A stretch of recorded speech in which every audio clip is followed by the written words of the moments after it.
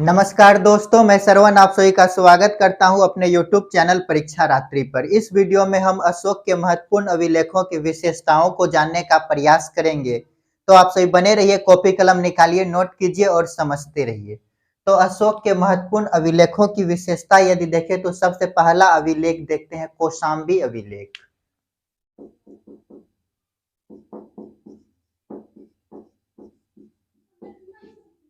कौशाम्बी अभिलेख, ये जो कौशाम्बी अभिलेख है इसे रानी का अभिलेख कहा जाता है। इसे रानी का अभिलेख कहा जाता है। अभिलेख कहा जाता है। क्यों कहा जाता है यदि बोले क्यों? क्योंकि इस अभिलेख में अशोक के रानी करुवाकी के दान देने का उल्लेख है। क्योंकि अशोक के रानी कारुवाकी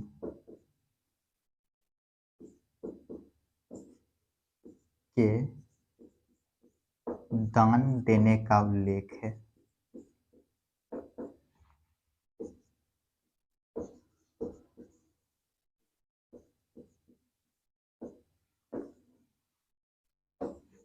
और यदि देखें तो रूमिन देही अभिलेख, रूमभिन देई अभिलेख,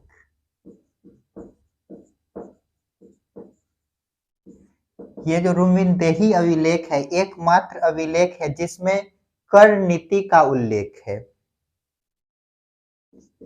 एकमात्र अभिलेख जिसमें कर नीति का उल्लेख है।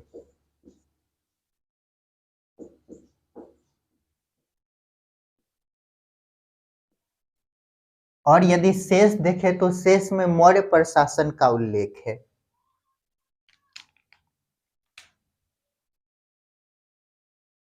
शेष अभिलेख में मौर्य प्रशासन का उल्लेख है।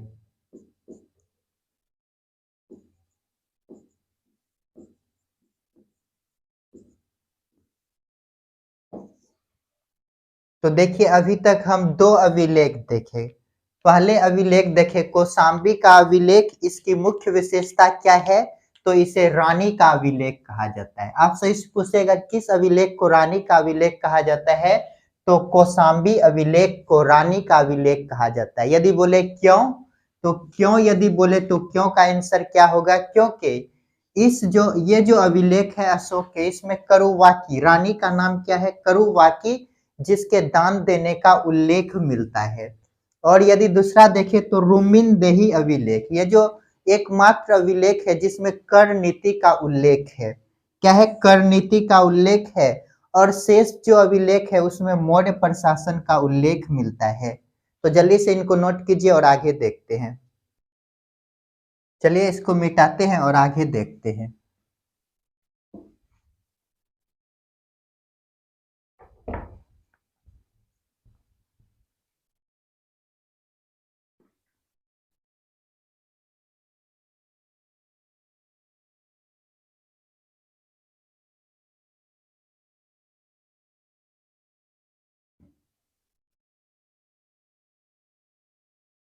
अब देखते हैं अगला। अगला है एरेगुडी अभिलेख। कौन सा है? एरेगुडी अभिलेख।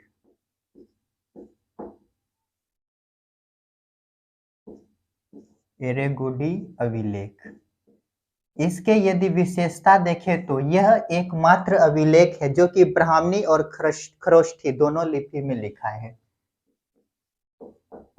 एकमात्र अभिलेख जो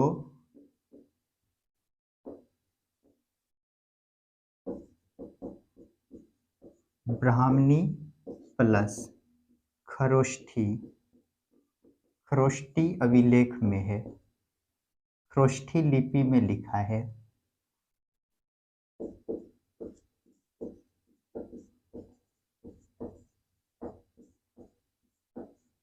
यदि ब्राह्मणी अभिलेख की विशेषता देखें तो ये बाएं से दाएं ओर लिखा जाता है, बाएं से दाएं, और खरोष्ठी लिपि ये दाएं से बाएं ओर लिखा जाता है, दाएं से बाएं। ये इधर से लिखा जाता है और ये इधर से लिखा जाता है। और एक अभिलेख देखते हैं, भाब्रू अभिलेख।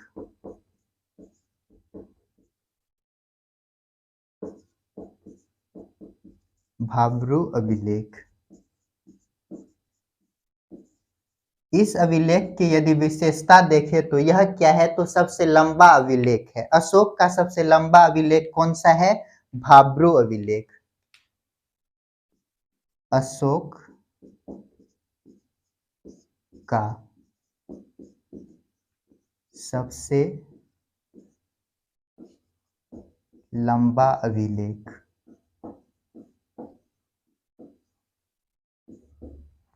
इसमें जो है कि अशोक के बुद्ध धम्म संघ का वर्णन है। इसमें अशोक के बुद्ध धम्म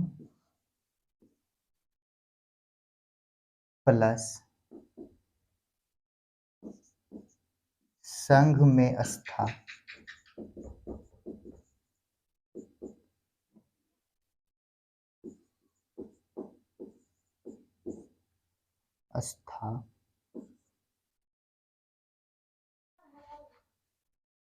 तो देखिए क्या देखे हम, एरेगुडी अभिलेख। यह एकमात्र अभिलेख है जो कि ब्राह्मणी और खरोष्ठी दोनों लिपि में लिखा गया है। ब्राह्मणी प्लस खरोष्ठी लिपि में कौन सा लिपि लिखा गया अभिलेख है, तो एरेगुडी अभिलेख है।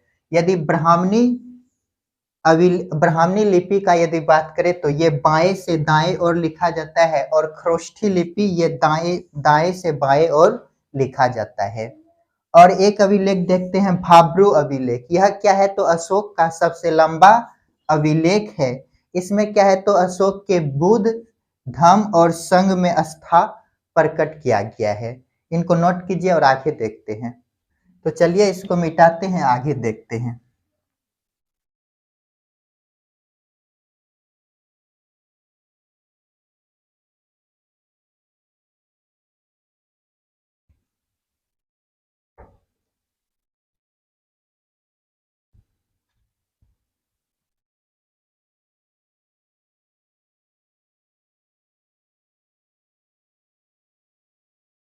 अशोक के यदि जन साधारण की भाषा, जन साधारण की भाषा की बात करें तो क्या है, तो पाली है, पाली। और यदि अशोक के अभिलेख की भाषा देखिए, अशोक के अभिलेख की भाषा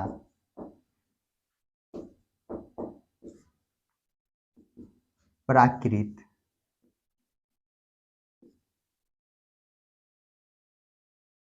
अशोक के जो अभिलेख है इसमें चापर नामक एकमात्र लेखक का उल्लेख मिलता है। तो लिखिएगा, अशोक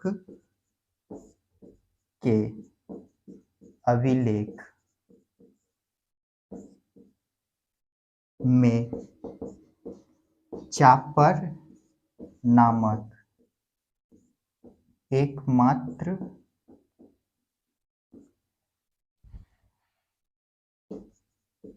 लेखक का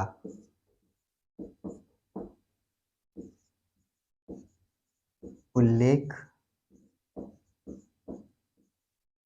मिलता है। तो देखिए क्या देखे हम, ये जो अशोक के जन साधारण की यदि भाषा देखे तो क्या है, जन साधारण की भाषा यदि बोले तो क्या है, तो पाली है। जन साधारण की भाषा पाली, और अभिलेखों की यदि इसकी भाषा देखे तो क्या है, प्राकृत है, प्राकृत भाषा। और अशोक के अभिलेख में एकमात्र लेखक जिसका नाम क्या है, चापर, चापर नामक एकमात्र क्या है, लेखक जिसका उल्लेख मिलता है। इनको नोट कीजिए और आगे देखते हैं। तो चलिए इसको मिटाते हैं, आगे देखते हैं।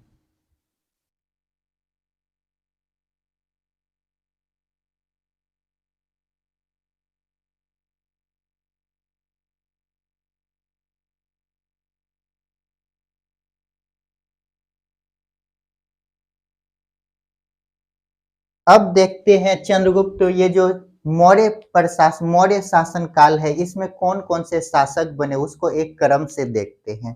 तो पहला शासक कौन बनता है, चंद्रगुप्त मौर्य। चंद्रगुप्त मौर्य। चंद्रगुप्त मौर्य के बाद कौन सा शासक बना, बिंदुसार। बिंदुसार। बिंदुसार के बाद कौन बने, अशोक। अशोक के बाद इनका पौत्र कौन आता है, दशरथ। दशरथ। यदि इसके विशेषता देखें तो चंद्रगुप्त मौर्य जो है, ये जो चंद्रगुप्त मौर्य है, ये किस धर्म को मानते थे, तो जैन धर्म। जैन धर्म, ये इसकी एक विशेषता है। और यदि देखें बिंदुसार, इसके विदेश नीति को देख सकते हैं, विदेश नीति। विदेश नीति अच्छे थे, कैसे थे, तो देखिए इसका जो है कि मिस्र और सीरिया के साथ विदेश नीति की यदि बात करें तो बेहतर था। मिस्र प्लस सीरिया, सीरिया बोले या यूनान। और यदि बोले अशोक, 261 बीसी में कलिंग युद्ध लड़ता है। 261 बीसी कलिंग युद्ध।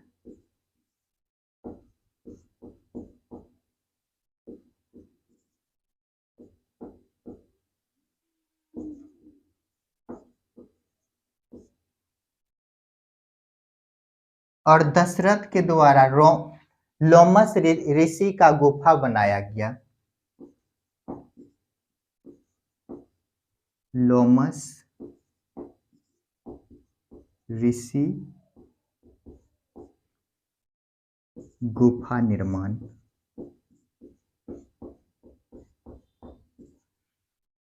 और इसके बाद अगला शासक यदि देखें, संप्रति। कुणाल। इसके बाद बीच में और भी शासक बने। उसके बाद लास्ट का यदि शासक देखे तो विद्रथ। विद्रथ, ये क्या है, अंतिम शासक। अंतिम शासक। तो देखिए क्या देखे हम, मौर्य शासन काल जो है, इसके प्रमुख शासकों को देखे तो कौन है, पहले चंद्रगुप्त मौर्य। इसकी विशेषता क्या है, तो ये जैन धर्म को मानते थे। और बिंदुसार की यदि विशेषता देखे तो इसके विदेश नीति क्या थे, गुड था, गुड, अच्छा था। कैसे, तो इसके मिस्र के साथ और सीरिया के साथ हम विदेश नीति देख चुके हैं। और अशोक की यदि बात करें तो इसके द्वारा 261 बीसी में क्या लड़ा गया, तो कलिंग युद्ध लड़ा जाता है। और दशरथ क्या है, अशोक का पुत्र, ये जो है कि लोमस ऋषि गुफा का क्या क्या है, निर्माण किया है। और यदि देखे शासक तो कौन बने, संप्रति, कुणाल। इसके बाद बीच में कुछ और भी शासक बने जिसका नाम याद रखना जरूरी नहीं है। और अंतिम शासक कौन बने हैं, विद्रथ। ये क्या है, अंतिम शासक है। जल्दी से इनको नोट कीजिए।